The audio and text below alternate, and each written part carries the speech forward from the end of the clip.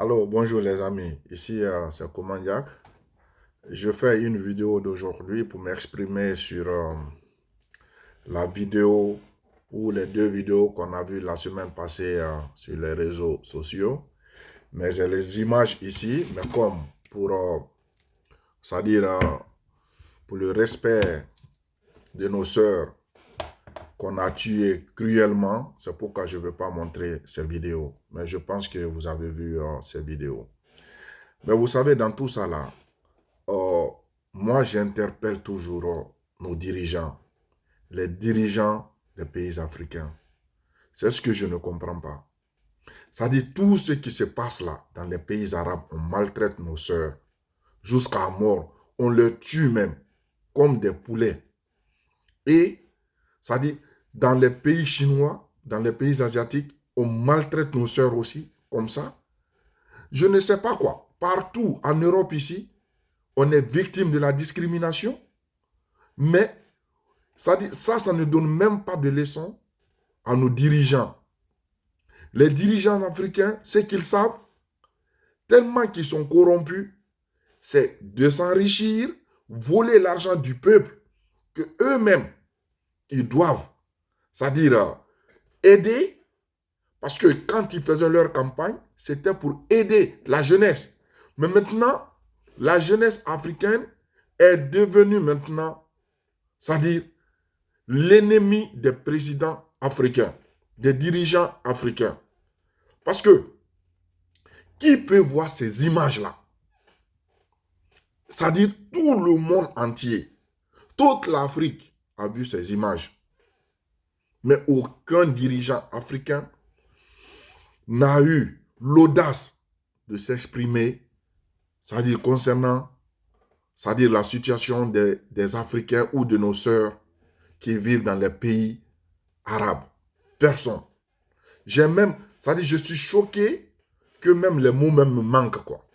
Je suis choqué quand on voit une jeune fille qui se fait, c'est-à-dire qu'on voit, les gens sont en train de la poignarder avec le couteau.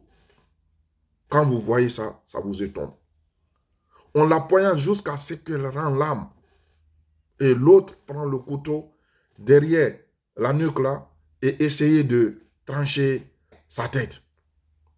Je ne comprends pas quoi. Je ne peux même pas comprendre. On ne peut même pas s'imaginer comment se fait-il que ces gens-là peuvent être cruels. Mais vous savez, le problème est qu'ils ne comprennent pas. Que ce soit les Arabes, les Européens, ainsi de suite. Les Africains sont très, très cruels. Autant ils sont cruels, les Africains sont cruels. Parce que s'ils se rappellent, les Européens même, les Européens appellent les Africains un peuple barbare.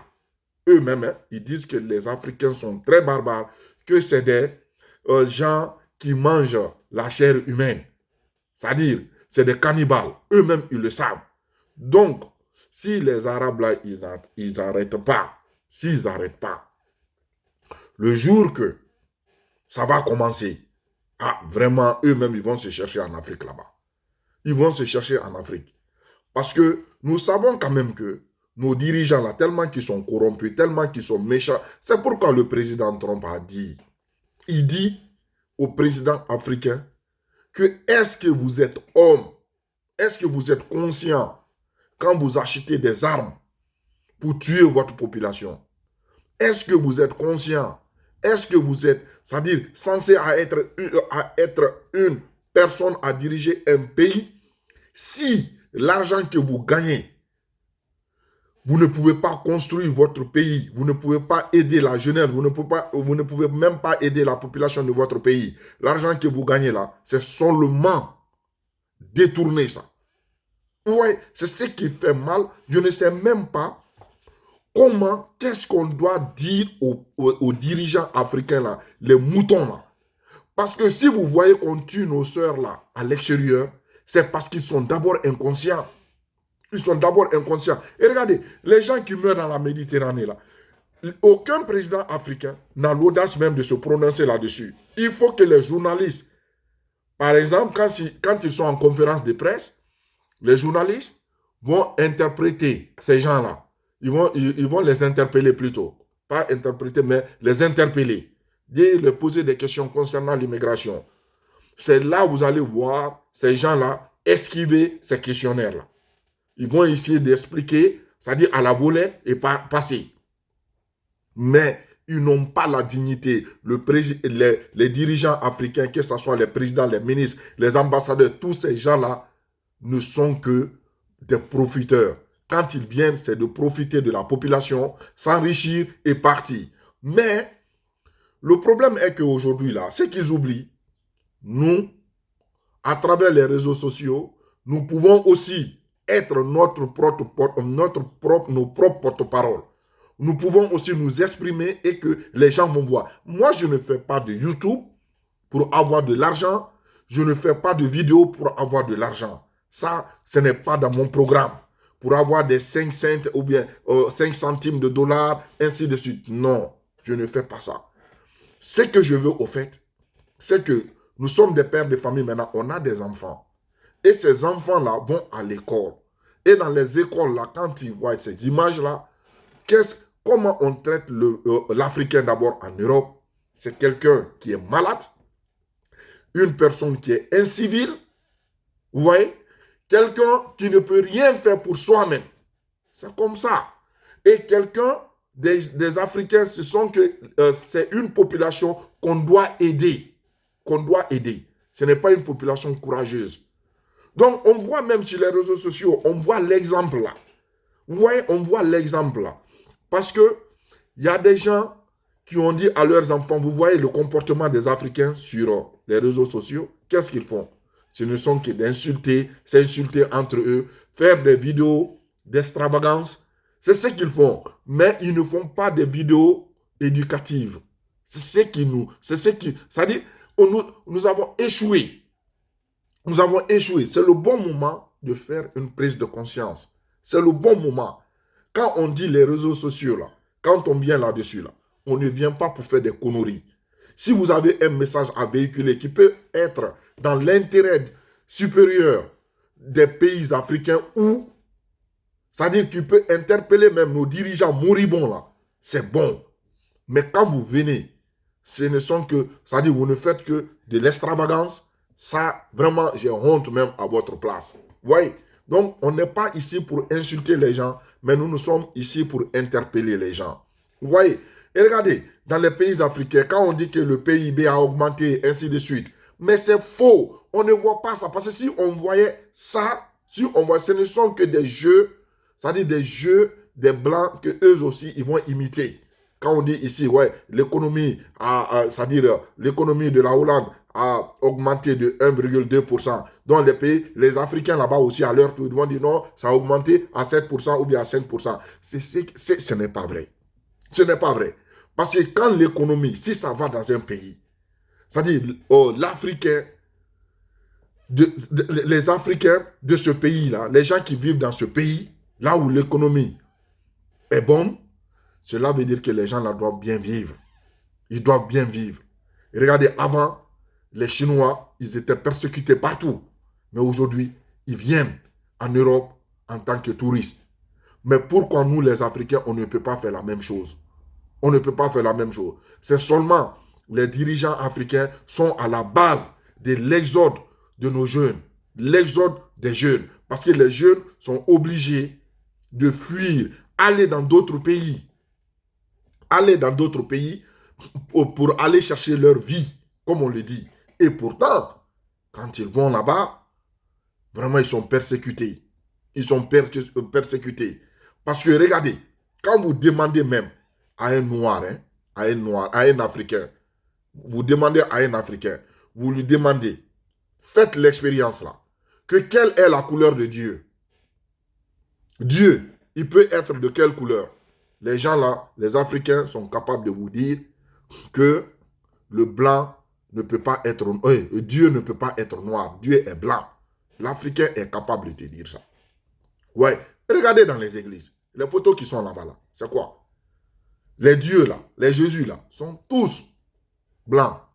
Vous ne pouvez pas voir dans une église là où il y a un Dieu noir. Ça ne se fait pas. Tous les dieux qui sont là-bas, là, dans les églises, là, ils sont tous blancs. Mais demandez maintenant à un Africain, quelle est la couleur. D'abord même, on vous dit en Afrique que quand vous faites un rêve et que vous voyez quelqu'un qui est noir, c'est synonyme de malheur. C'est ce qu'on nous dit. Quand vous faites un songe, hein, un simple rêve, et que vous voyez un blanc, une personne blanche dedans, on dit que c'est synonyme de bonheur. Vous voyez, c'est ce qu'on interprète même ces rêves-là comme ça.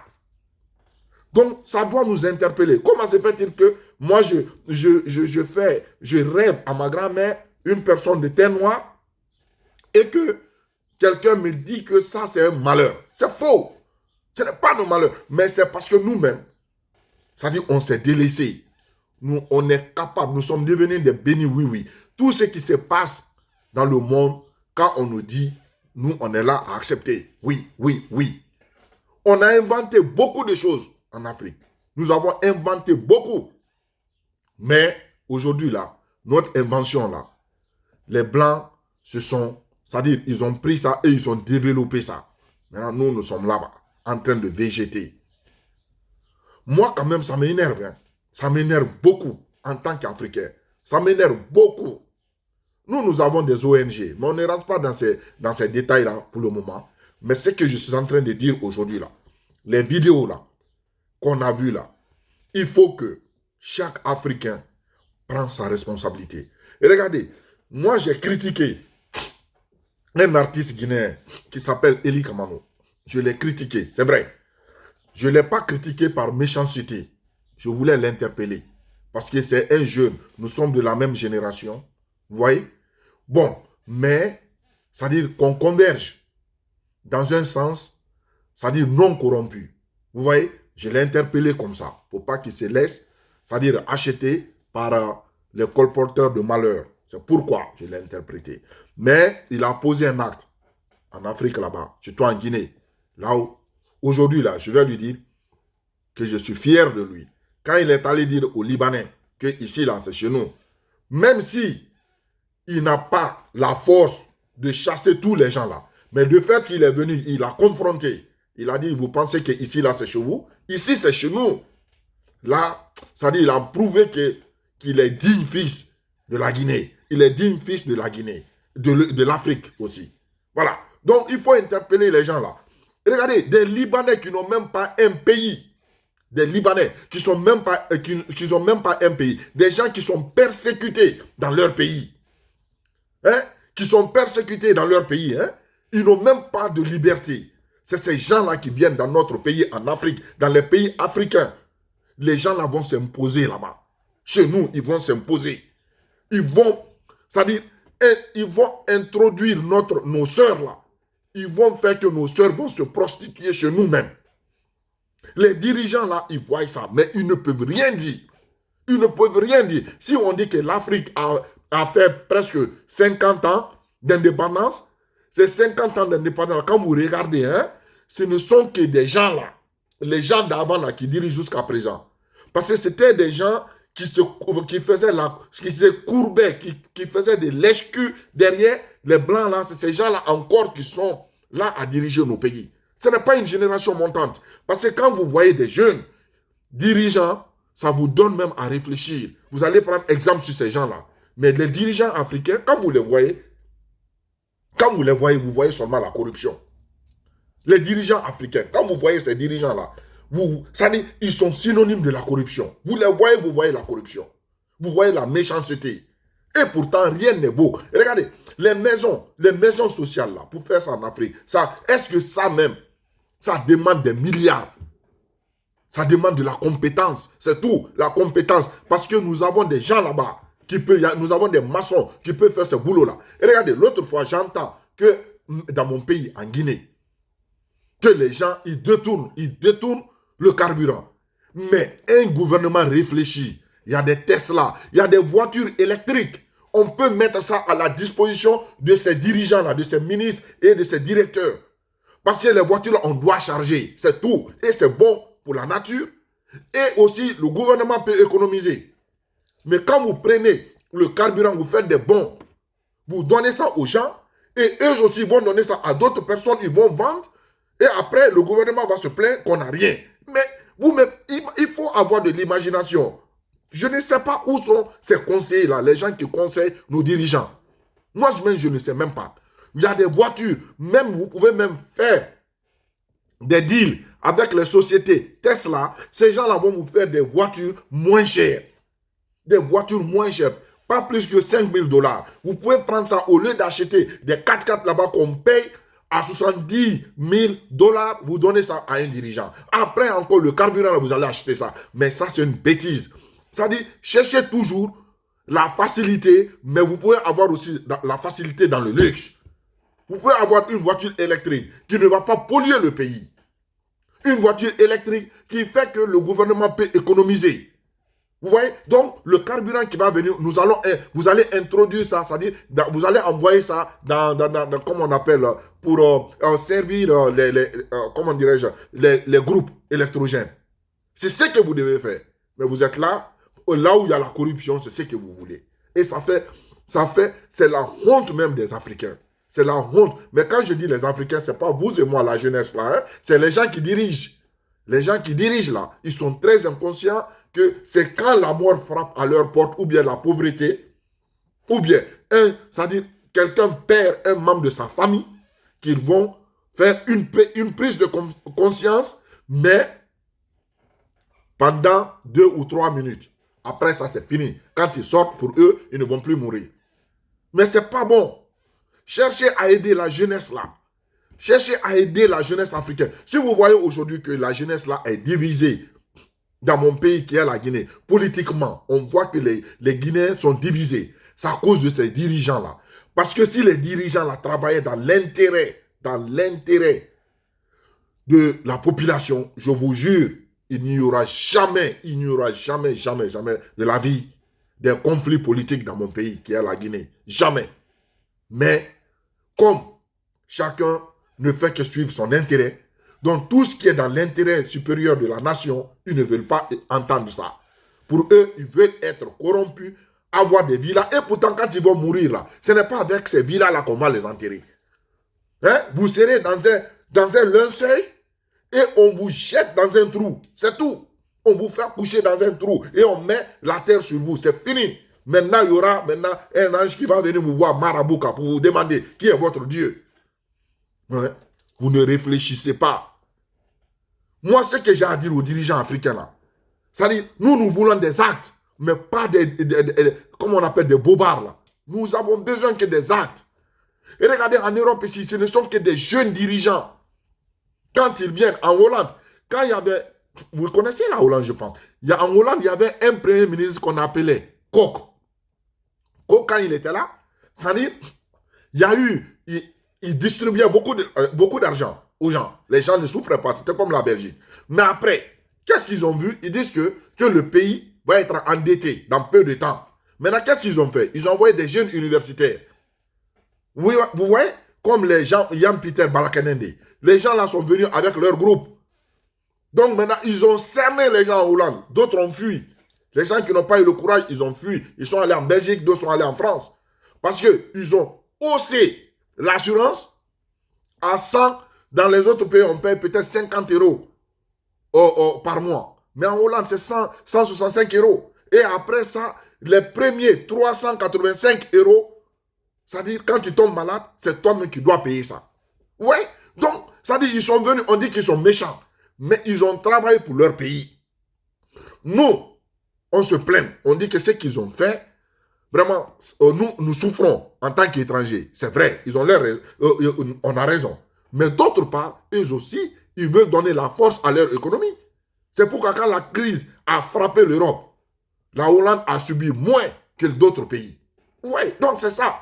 Mais chez nous là-bas, là, on prend ces vieux-là, on les amène encore. Et qu'est-ce qu'ils font? Les jeunes qui vont venir à côté d'eux, ce sont eux-mêmes qui vont, comme on appelle, recruter ces gens-là. Après, quand ces jeunes-là viennent, ils apprennent ces jeunes-là à être corrompus. Vous voyez? Donc, ils apprennent ces jeunes gens, ces jeunes cadres à la corruption. Et quand tu adhères à la corruption, c'est fini. C'est fini. La corruption, c'est comme une religion. Quand tu adhères, c'est fini. Ça devient un dogme. Ça devient donc, ça dit, toi, ta vie là, c'est fini. Même quand on te dit d'être honnête, ça dit, tu as le virus là en toi. Il faut que tu sois corrompu. C'est ça. Donc moi, j'interpelle les présidents africains, les ministres africains, les ambassadeurs. J'interpelle les ministres des Affaires étrangères qui sachent quand même tout ce qu'ils font là. Un jour, il y aura une révolution. La jeunesse là ne dort plus. Nous sommes fâchés. Nous sommes très, très fâchés. Nous sommes fâchés. C'est la vérité. Si vous ne faites pas attention, vous aussi, vos déplacements, nous allons perturber vos déplacements. Là où vous serez, nous allons perturber. C'est ce que j'ai à vous dire. Maintenant, j'interpelle aussi nos mamans, nos frères, nos jeunes sœurs. Quand vous sortez, pensez, faites des recherches. Parce qu'avant, le monde était fermé. Mais maintenant, là, on a le monde ici, dans nos téléphones. Dans nos téléphones. Le monde se trouve dans le téléphone. Et quand on prend la jeunesse africaine, on voit que chacun, au moins, a un téléphone. Même la personne qui n'a pas de téléphone cherche à avoir un téléphone. Vous voyez? Ou bien même la personne qui n'a pas de téléphone connaît une personne qui a un téléphone, qui peut aller sur les réseaux sociaux. À travers ça, allez-y dans Google, essayez de vous renseigner. Au lieu de prendre votre billet d'avion, aller dans un pays, renseignez-vous. Renseignez-vous. Si vous vous renseignez, c'est très bien. C'est très, très bien. Renseignez-vous au lieu, avant de faire un déplacement de la Guinée vers un autre pays. Renseignez-vous. Parce que quand vous partez en Libye, vraiment, on vous dépersonnalise. Si vous allez chez les Arabes, vraiment, on vous déshumanise. Vous voyez? Donc, faites vos recherches avant de sortir. Parce que quand vous sortez là, nous allons voir des vidéos. Ça va nous faire mal. Nous allons en parler. Mais c'est vous qui subissez. Quand quelqu'un meurt là-bas, parce que les gens qui meurent là-bas, là, vous allez voir, c'est les personnes qui aidaient peut-être par ricochet leur famille. C'est des personnes qui aidaient la famille. Ou bien c'est des gens, peut-être vous allez voir, enfant unique qui est sorti, une seule personne pour ses parents. Vous allez sortir, vous partez comme ça. Bon, les parents, eux, ils ne savent plus. Parce que même ici, là, en Europe, il y a des vieilles personnes qui ne connaissent même pas comment aller, comment on appelle, quand on dit ici, piner, aller à la banque et faire sortir l'argent dans les automates. Vous voyez, il y a des vieilles personnes qui ne savent pas. Donc, vos parents aussi sont dans ce cadre-là. Donc, les gens là ne peuvent pas se renseigner à travers les nouvelles technologies. Mais vous pouvez. Renseignez-vous. Cherchez par tous les moyens à connaître le pays là où vous voulez mettre pied. Parce que je veux quand même solennellement vous interpeller. Restez en Afrique. Si vous voulez sortir, venez en Europe, allez-y aux États-Unis, allez-y au Canada, dans les pays quand même, là où le minimum des droits de l'homme est respecté, même si c'est à la volée. Ça, c'est vrai. Parce que si les droits de l'homme étaient respectés même dans les pays européens, on n'allait pas focaliser la politique européenne sur l'immigration. Quand vous partez, comme on appelle en Belgique, il y a des nationalistes là-bas qui ont refait surface. Vous voyez, quand vous partez en Angleterre, c'est la même chose. Quand vous partez en Allemagne, idem. Quand vous partez en Italie, là où les gens quittent là, ils viennent, c'est la même chose. Donc, maintenant, aujourd'hui, là, partout maintenant, ici en Europe, quand on parle, c'est l'immigration. Si tu veux être populaire ici en Europe, il faut parler des immigrés. Il faut parler des immigrés. Là, toi, les gens vont t'aimer. Les Blancs, quand même, vont t'aimer. Ils vont dire que tu fais l'affaire de l'Europe. Vous voyez? Donc, mais, par contre, les gens ne peuvent pas faire les trucs comme on le fait dans les pays arabes ou les pays asiatiques. Vous voyez? Donc, ça, les gens là, ils ont peur aussi qu'on prend leurs images et qu'on montre au monde entier comment la police maltraite les Africains ou, comme on appelle, les étrangers. Donc, ils ont peur de ça. Donc, il y a la nouvelle technologie, les gens ont les téléphones. Quand il y a un petit truc, les gens vont filmer. Et quand on filme, dans quelques secondes, vous voyez ça sur les réseaux sociaux. Et ça interpelle quand même les consciences ici en Europe. Donc, mais chez les Arabes, c'est pas ça. Quand on vous tue, d'abord, Bilal, qu'est-ce qu'il n'a pas fait? Qu'est-ce qu'il n'a pas fait? Il était muezzin. Hein? Muezzin. Il faisait. Mais aujourd'hui, là, quand vous partez chez les Arabes, c'est-à-dire, est-ce qu'il est reconnu même par les Arabes? Non. On le traite comme esclave. C'est tout. Donc, mais ça, c'est un autre débat. Nous allons prouver aussi aux gens là que nous aussi, on avait une religion. Parce que si on dit que Dieu a créé, Dieu a fait, c'est-à-dire dans chaque nation sur cette terre-là a reçu quand même la visite d'un prophète. C'est écrit dans le Coran. Donc, si dans chaque nation, il y a eu quand même la présence d'un prophète, c'est qu'on ne peut pas dire qu'en Afrique, on n'a pas eu de prophète. Mais ça, c'est un autre débat. Vous voyez? Mais ce que j'ai à vous dire, pardonnez nos sœurs de la manière qu'on vous maltraite là. Nous, on n'est pas contents. En tout cas, quant à moi, je ne suis pas content. Mon groupe et moi, on n'est pas contents. Du tout content. On n'est pas content. Nous allons vous prouver qu'on n'est pas content. Nous allons faire une vidéo avec mes amis, les gens qui, c'est-à-dire avec tous les gens qu'on a formé ce groupe-là. Nous allons vous montrer notre face bientôt. Et nous allons vous prouver par A plus B que nous sommes fâchés. Nous sommes très, très fâchés de cela. Mais restez au pays. Parce qu'on dit toujours, quand tu es dans ton pays, ou bien tu es chez toi, tu es roi. Tu ne cesses d'être roi que quand tu sors, tu vas chez quelqu'un d'autre. Parce que la personne ne va pas te reconnaître comme étant roi. Oui, donc c'est ça. Chez vous, vous pouvez tout dire, vous pouvez tout faire, vous allez vous fâcher, on va vous demander pardon. Vous allez dire que même vous ne mangez pas. Le papa ou la maman, ils vont vous demander pardon de manger. Oui, mais quand vous sortez chez les autres, si vous dites que d'abord même on vous donne l'urine de boire. Vous voyez, donc cherchez par tous les moyens à avoir des informations avant de sortir, aller dans un autre pays. Et à défaut de cela, restez en Afrique là-bas, restez surtout en Guinée et montez vos dossiers et sortez avec les moyens légaux, avec les moyens légaux plutôt. Vous voyez, c'est ce que j'ai à vous dire. Si vous sortez comme ça, là c'est bien. Mais si vous allez chez les Arabes, là c'est autre chose. C'est là où le bas va blesser. Voilà, c'est là où le bas blesse. Donc ne faites pas ça. C'était ma vidéo d'aujourd'hui. Parce que les mots même me manquent tellement que je suis fâché, tellement que j'ai pas pu dormir. 2 jours, je ne dors pas. Je ne dors pas. Quand tu travailles la nuit, tu viens, tu ne dors même pas. Donc c'est comme ça. Ce que j'ai à vous dire, faites beaucoup gaffe. Faire attention. Mais maintenant, là, l'autre, comment on appelle les autres, nous les jeunes, quand on voit ces vidéos pareilles, nous devons aussi faire la même chose, comme on a dit. Vous voyez, œil pour œil, dent pour dent. C'est ce qu'on doit faire. Et bientôt, nous allons lancer aussi le mot d'ordre. Nous allons, nous-mêmes, nous allons nous impliquer. Et nous allons faire aussi la chasse aux gens qui nous font la chasse chez eux. Ça, c'est bientôt. Merci. Et bonne journée à tout le monde. Et ciao, ciao. Je vous admire. Au revoir.